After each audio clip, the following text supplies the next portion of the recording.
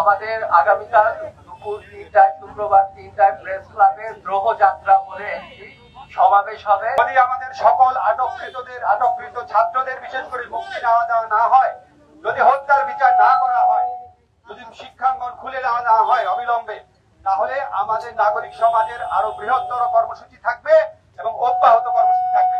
এখন একটা বিশেষ ঘোষণা আছে, এই ঘোষণার মধ্যে দিয়ে আমাদের কর্মসূচি আজকে শেষ হবে। আপনাদের সবাইকে ধন্যবাদ।